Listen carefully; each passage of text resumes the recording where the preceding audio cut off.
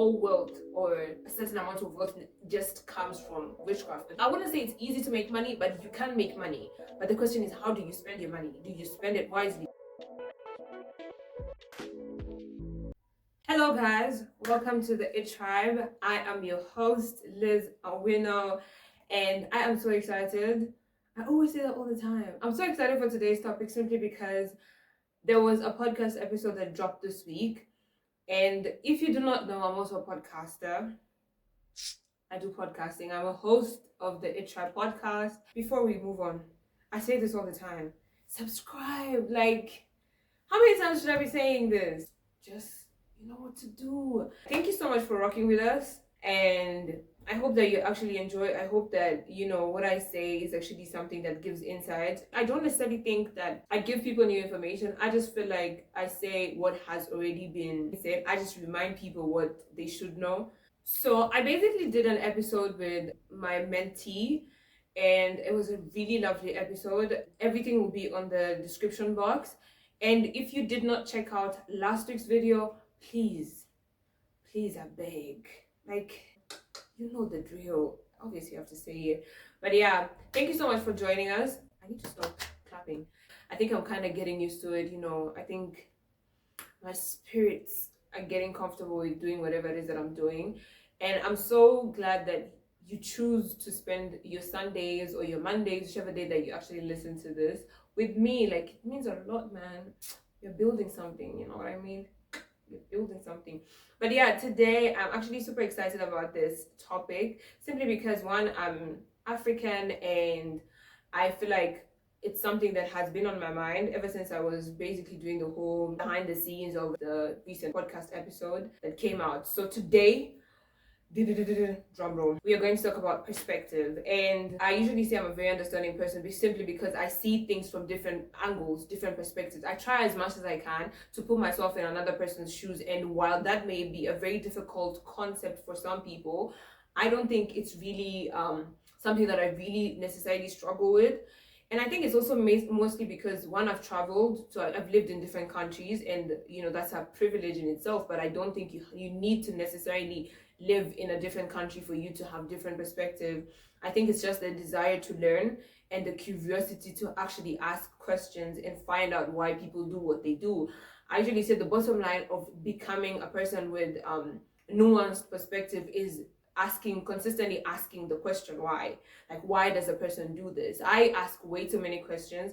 Sometimes I think I usually say disclaimer, I ask way too many questions, so most of the people that know me, they know I ask questions. Like, I could ask anything. Today, guys, I'm trying to be a serious person. We're starting on business. I'm basically going to talk about the difference between the generation that we are in, the industrial revolution that we are in, and the culture that we have. And then we are gonna all put it all together into one nice pot of how you hold the tension of all of that and also still be, how do I say, respectful of the African culture or obedience to the African culture, and how far is too far for you to hold on to whatever it is, whatever notion or whatever culture that you have. Because I feel like sometimes we carry on the African culture to the point where it kind of becomes destructive. So the question today would be, is this destructive or is this beneficial? As how far is too far for us to say that, okay, this is where we actually leave the beliefs and the customs and everything, or how much more can we endure when it comes to something like that? The first thing that I'll start by saying is, how do we navigate the changing times and the changes in the generation that we are in and still be African? Because I think when it comes to being an African, every single country has its own culture, and every single country has their own tribes, and each tribe has their own culture. But at the end of the day, when do we get to the point where we say, this, aside from the fact that this person is from this particular tribe, especially in a country like Kenya where there's so many tribes and every single person is very passionate about their tribe, at what point do we get to that we say, in as much as, yes, this is my tribe, I'm still a human being and I should not be defined by the tribe that I come from or the country that I come from? Because I think one of the biggest limitations that we have as the continent in Africa, you find that we don't necessarily come out of seeing ourselves from the country perspective or from just the area that we come from. Because I usually say I think big, not necessarily because like I said, because I've lived in different countries, but also because I've been around different people and I've seen how different people move. And just because someone is from a different culture or some different tribe, that doesn't limit them. So I think when it comes to perspective, it's choosing to consistently learn, one, and choosing to consistently be eager to understand, like, why do these people do what they do, and can what they're doing benefit me, or can it help me? You get what I mean? Because, for example, right now there's technology now, and if you're still stuck on, I'm not going to use AI, and AI is not good, AI is this, AI is that, you can have so many opinions about it, but the truth of the matter is we have moved and we're in a different industrial revolution. So how do we start changing our perspective, and how do we start using artificial intelligence or the different forms of technology that have come out to our benefit? How do we create a way or a channel for people to be tapped into technology so A that few every moments single person later. can benefit? Because one of the things that I'm really passionate about is helping people to get to the point where they see that coding is not that hard and everybody can do it. And as is, you don't necessarily have to do coding anymore.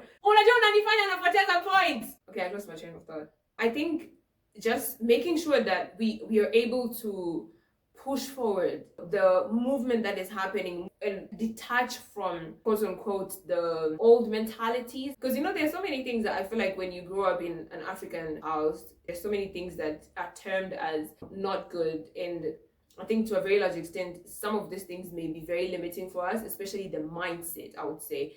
And I think the basic example I'd give is maybe financial literacy. I was having a conversation with somebody this week where I was like, in as much as, yes, the education systems are changing, especially in a country like Kenya, you find that the one skill that we do not have and that has not been amended in the curriculum is financial literacy. I feel like every single person should be able to know how to make use of their money, because I wouldn't say it's easy to make money, but you can make money. But the question is, how do you spend your money? Do you spend it wisely? When I say stuff like that, especially in the perspective of money, in the episode, we basically talked about how there's this witchcraft thing that happens and people basically fight over money when it comes to the family and all of that stuff. There's so many instances where you find that, and when I was growing up, I basically watched a lot of Nollywood movies. So you find that when someone gets rich, they go to the city, they work and stuff like that, and then they come back, people think someone is onto witchcraft. And I said, in as much as, yes, some people, you can't deny that witchcraft exists, but at the end of the day, they still go to work. But then people try and paint it in that all wealth or a certain amount of wealth just comes from witchcraft. But then at the end of the day, when do we get to the point where we say it's not necessarily about witchcraft, it's about strategy? It's about how do you change your mind to see that there's opportunity that you can also seize as a person. So I think perspectives is being able to hold on to the tension of what you know and what you do not know, and being curious enough to actually learn what you do not know, and also just the awareness that times are changing, life changes, and for you to be a relevant person, I think we did an employability survey or an employability test when I was in high school, when I was in uni, and that is basically a way to test which areas you need to basically learn, which areas that you're weak at, which areas you're strong at, so that you can learn how to bridge the gap of what you know and what you do not know. So just having the awareness that I'm poor in this area and I'm good when it comes to this area is really important, especially in terms of perspective. So that means you won't be arguing with people when they tell you that you're not good at something. I think also when it comes to perspectives as well, I would nicely state that perspective is mostly about the willingness to be wrong. I say I've learned a lot of things simply because I act like a fool. Well, I mean, sometimes maybe I'm not acting. But I think for you to have different perspectives, you kind of have to learn, and you kind of have to accept that you don't know everything, and you learn from anybody. Because I think, especially when you tie it down to the African culture, the elders are always right. And yeah. And I think that is also, how do I say it, something that the current generation is trying to stray away from. I've seen a lot of conversation of people saying how, how aunties, when you start gaining weight, and all of them now want to start commenting how you've gained weight. And sometimes you really just want to respond back and be like, auntie,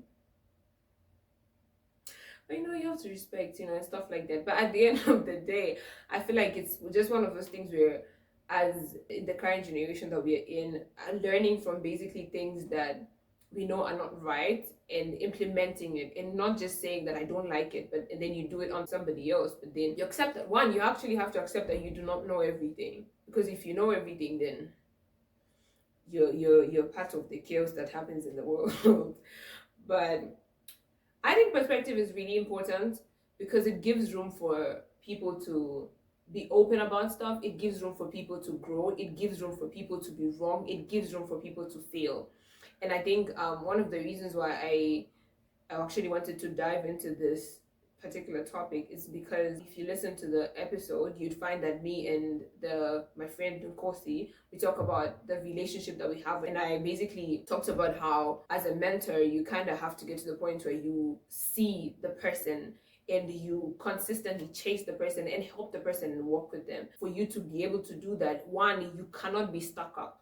You cannot be hell bent on what you know. You need to want to know the person. You need to want the best for this person. And that can only happen if your perspective is broad. One of the best ways to broaden your perspective is reading or listening. I listen to a lot of interviews of different people. I at first it started like a joke. I started listening to music artists, musicians and stuff like that. And you find that when you listen to them, you actually kind of gauge their story, you gauge what they've been through and all of that stuff, which opens your mind to, even when you're listening to the song, you're not just listening to what they're saying, but you have context. I think one of the things that we lack these days is context of the person, of why they do what they do, because someone can clip a 90-second video and one person will see it and they will build a whole narrative based off of a 90-second video without realizing that that's also clickbait. There's a lot of marketing strategies that play into social media, and sometimes think, you know don't just. But yeah, man, I think this would be the end for me today. I hope, I don't know. Did it help? I don't know, I guess. I hope this helps a person. And the bottom line that I would say is perspective is really important, especially in the world that we live in. How everything is so, like, we are very interconnected, but also not connected. But one thing I would boldly state is, once you have perspective, your life, like the world becomes larger than it is. Your circle, your environment becomes bigger than what it is, simply because you see things from different perspectives. You're not just, your world is not small anymore. I usually tell people, it's even in the Bible actually, where they say, don't think of yourself much highly than you ought to. And the only way you can do that is when you have different perspectives. So yeah. Anyway, the sun is going. Thank you for listening to this episode. Like, comment, and subscribe. Come on, guys. Help me help you. I'm trying to do something here. But yeah, like, comment, and subscribe, and share, share, share, share. And I will see you guys next week on Sunday. Ciao.